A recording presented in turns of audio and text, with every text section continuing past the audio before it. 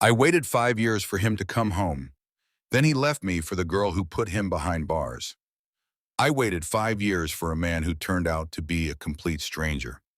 Not just any 5 years. These were supposed to be the best years of my life, my 20s, my golden years. The ones people tell you not to waste. But I spent them waiting. For him. And when he finally came home, he didn't come back to me. No, he went straight into the arms of the woman who put him behind bars. But I'll get to that. Let me start from the beginning. His name was Cameron. Tall, quiet, intense. The kind of man who didn't speak unless he had something worth saying. We met in the most unconventional way. You might even judge me for it.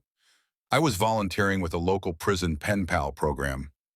I thought I was being noble, trying to help inmates feel human again. In Cameron's first letter, it was raw, honest, almost poetic.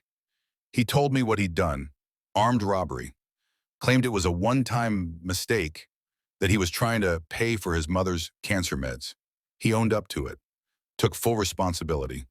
And that's what hooked me, because I thought honesty was redemption. We started writing weekly, then daily, then phone calls, then video chats. 3 months in, I was sending him care packages. 6 months in, I was putting money on his commissary. 9 months in, I was in love. I still remember the first time I visited. There he was, in that orange jumpsuit, looking at me like I was the only soft thing in his world. He reached across the table and whispered, "I've never had someone believe in me like you do." And just like that, I was all in. I didn't tell many people. Only my best friend, Tasha, who thought I was insane. "You're telling me you met a man in prison and you're falling for him?" "It's not like that," I told her. "He's not like other people. He's different." She rolled her eyes and said what most people were probably thinking. "He's behind bars. You don't really know him." But I thought I did.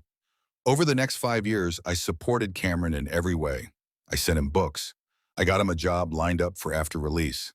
I even moved to a different city just to be closer to the halfway house they were transferring him to. And the money? Let's just say I stopped counting after I hit $20,000. The day he got out, I wore my favorite dress, sky blue, his favorite color. I curled my hair, did my makeup, so far like he liked it. He walked out through those metal doors, duffel bag in hand, smile wide. And for a moment, I thought it was all worth it. He hugged me like he meant it, held me like he never wanted to let go, and whispered, "We made it, baby." I cried. I actually cried. That first week, it was beautiful. He was sweet, helpful, loving. He cooked dinner. He rubbed my feet. He told me he was grateful every single day. But then, little cracks started to show. He started going out more. At first, it was job stuff, then meeting old friends. Then he'd come home late, smelling like cologne that wasn't his. He got a new phone, said his old one was too slow. He guarded it like it was a state secret. One night, while he was in the shower, it buzzed. A message lit up the screen. It said, "When are you telling her? I'm tired of hiding." My hands shook. I didn't even recognize the number. But I wasn't stupid. When he came out, towel around his waist, I confronted him. At first, he denied everything. Gaslit me. "You're paranoid. You think I'd cheat after everything you did for me?" But I knew that tone, that stutter, the lie hiding behind his eyes. 3 nights later, I followed him.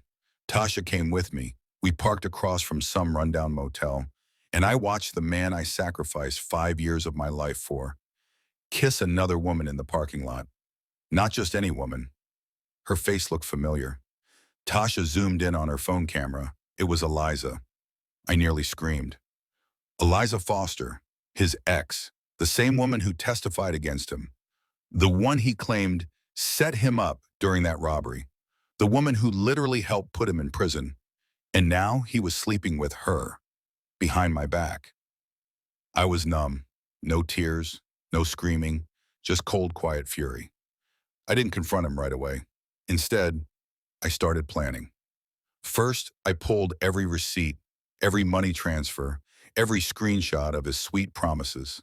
I compiled 5 years of letters, phone logs, video chats, and messages. I backed them up in 3 places. Then, I called his parole officer, Told them I had reason to believe he was associating with a known felon, which he was. Eliza had her own record. Then I called the employer I helped him get hired with. Forwarded them the police testimony where he admitted to armed robbery and the girlfriend he now had who'd perjured herself in court. I anonymously sent them the motel photos. They fired him the next day. I wasn't done. Cameron came home 2 days later like nothing happened. He kissed my cheek, asked what was for dinner. I said, karma. He frowned. Huh? I pulled out a folder and tossed it on the table. Inside, all his letters, printouts of his texts to Eliza, bank receipts, the burner phone bill. I know everything, I said, and so does your parole officer. He turned pale. I didn't mean to hurt you. You didn't mean to get caught. I cut him off.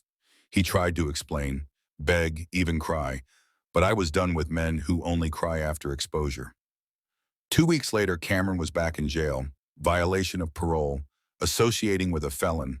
Losing his job counted as instability too. He wrote me from jail, said he missed me, said he messed up, said I was the only real thing he had. I returned his letter, shredded. In me, I got my life back, started dating again, went back to school, turned my story into a podcast episode that hit 2 million plays. I even spoke at a women's empowerment panel about self-worth, betrayal, and how not all love after lockup ends in happily ever after. Sometimes it ends in handcuffs. Again. But this time, not on me.